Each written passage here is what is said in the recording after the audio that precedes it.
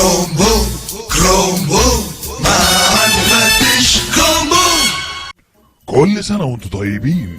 ما ده خروف العيد اللي اشتريته السنة دي من عند المعلم كرش ابو سعيد بتاع خرفان العيد. دبح يا عم الحاج. لا يا معلم كرشة، نتفق الأول على الراس. يبقى الراس والفروة يا عم الحاج.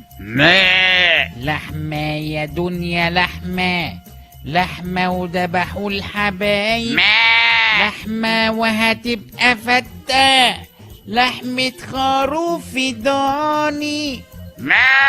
وفجأة حصلت حاجة غريبة جدا.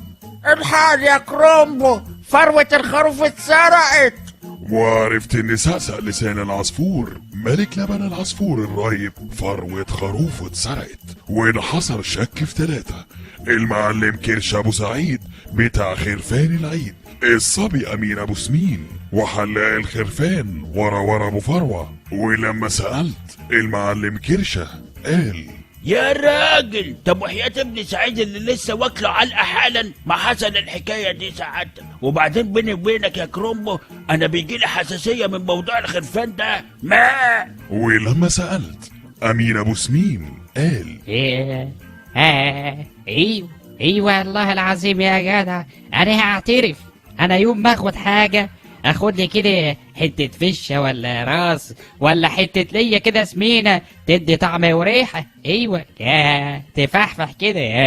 ولما سألت ورا الحلاق قال: ورا شويه بقى كده. انا مش ناقص وجع دماغ من زباين المعلم كرشه اللي ما بتاخدش من وراهم حاجه. دي حتى فروه مقزعره وحالتها مقشفره. ما تاخذنيش يعني، بس عشان ورايا كام راس يعني. انا عرفت مين اللي سرق فروة الخروف. لو انت كمان عرفت قول لنا مين هو. 1: كرش ابو سعيد. 2: امين ابو سمين. 3: ورا الحلاق.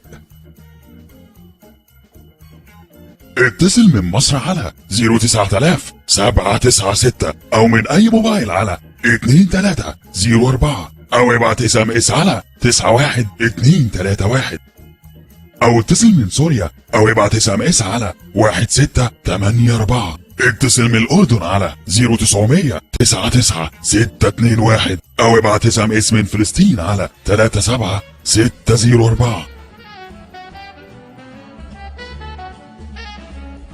او ابعت SMS من السعودية على 854733. تكسب جايزة اولى 3000 جنيه، جايزة تانية 2000 جنيه، جايزة تالتة 1000 جنيه اسبوعيا. وبقابلوني في الحلقة الجاية مع تحيات المفتش كرومبو.